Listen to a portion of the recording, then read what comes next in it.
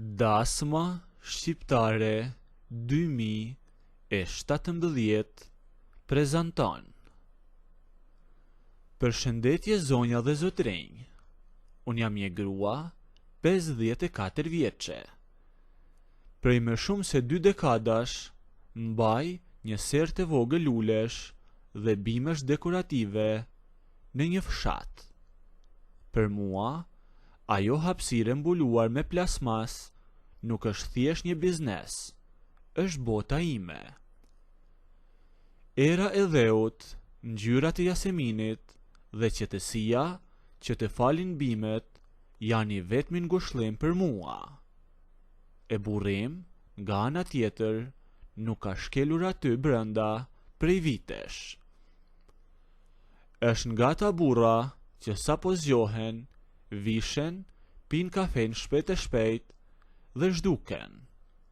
E ka mendjen vetëm tek kampionati, tek sporti dhe tek bisedat e pafundme nëpër kafenet e qendrës.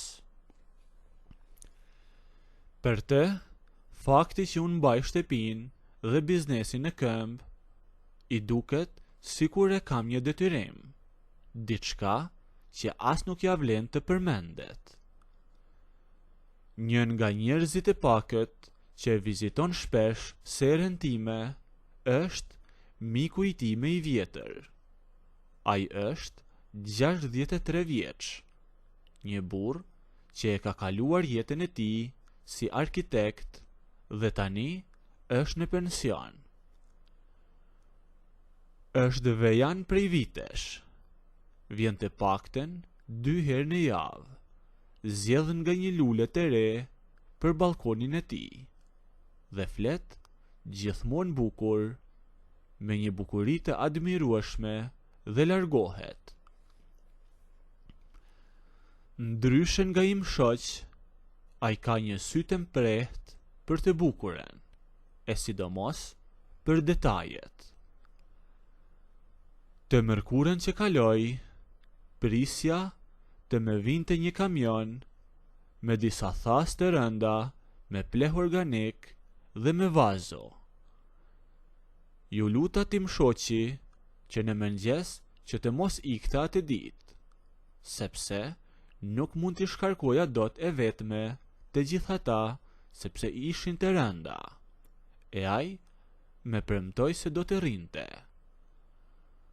Por rreth orës 10 të mëngjesit e morën në telefon për një ndeshje dhe nuk mund ta humbiste. Më tha t'i paguaja punëtorit të transportit diçka më shumë që ai t'i fuste brenda, dhe iku duke përplasur derën e oborrit. Kur erdhi kamioni, shoferi ishte një djalë i ri, që po nxitonte dhe mila të gjitha arkat në hyrje të serës, madje edhe duke me bllokuar derën kryesore. Mbeta e vetme, me doreza pune, duke u përpjekur të tërhiqja vazot e rënda njën nga një për të hapur rrugë edhe vetes, por edhe ndonjë klienti që vinte tek tokë. Ndërkohë që po mundohesha të lëvizja një ark të madhe druri, dëgjoj hapa në rrugicën tonë të zhavorit. Ishte ai miku i tij i vjetër. Kishte veshur një këmishë të kuqe, e mbante një revistë në dorë. Ku e ka mikun tim? Me pyeti ai, teksa pa se isha bërë tërpluhur e djers. Mos pyeti, thash, tek lokali, si zakonisht, ndërsa unë pothuajse kisha mbetur pa frym nga lodhja. I thashte me ndihmonte, i thash atij, por si duket, kishte punë më të rëndësishme se mua, e iku atje të shihte ndeshjen. Ai nuk foli, e la revistën aty dhe përveshi mëngët e këmishës, e filloi të ngrinte arkat një nga një, duke i bajtur e duke i vendosur brenda serrës. Nuk e kundërshtova, sepse vërtet kisha nevojë për ndihmë.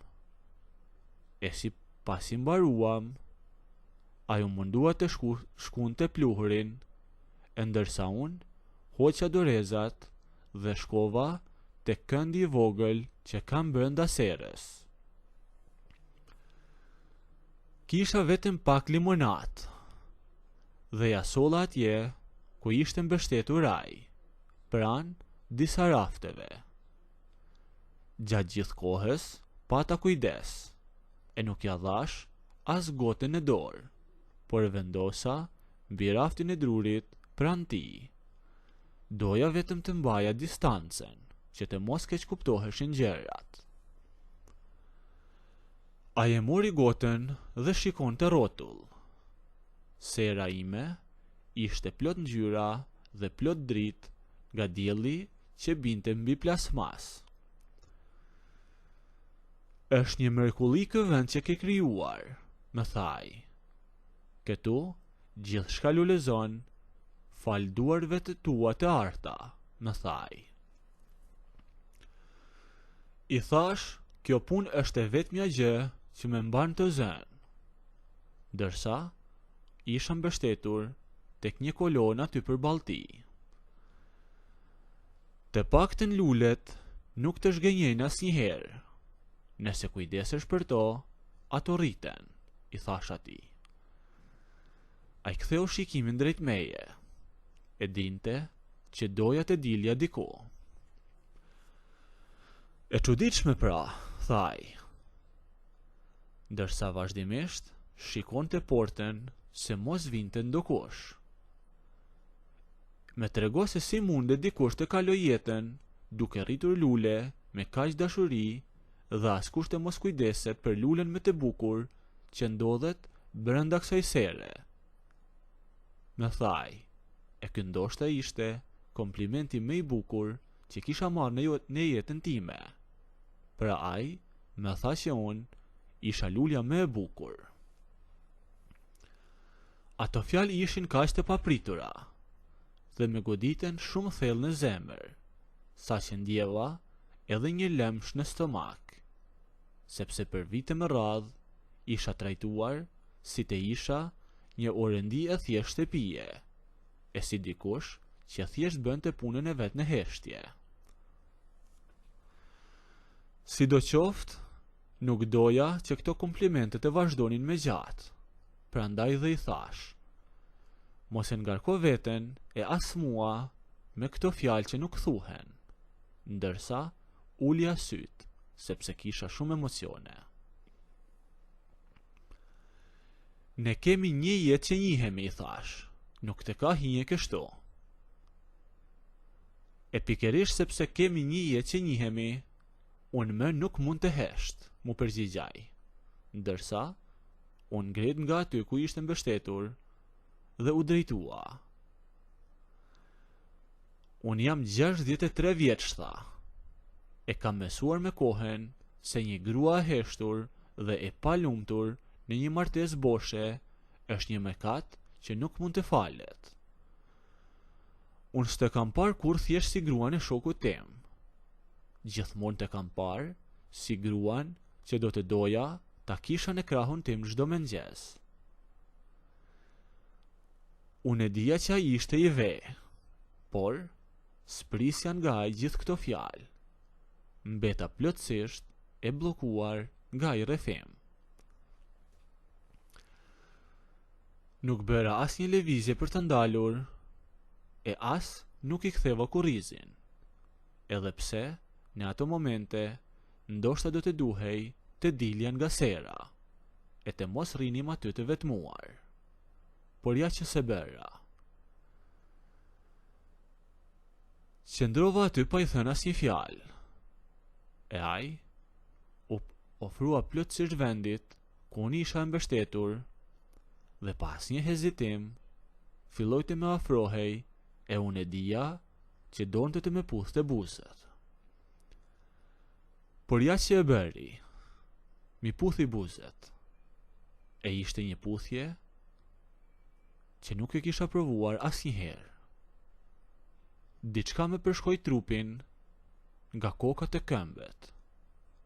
E si pa dashje, ndoshta nga nxehtësia e serës, fillova ta puthja dhe unë. Ai më shtyu pak, e nga ajo shtyrje, unë mbështeta tërësisht dhe ula mbi ato rafte. Hapa pa këmbët, e ajo ofrua plotësisht dhe filloi të më puthte tek qafa. Nëse doni të ndëgjoni historinë deri në fund, bëjeni videon like, a nëse nuk doni, abonohuni ose bëjeni subscribe.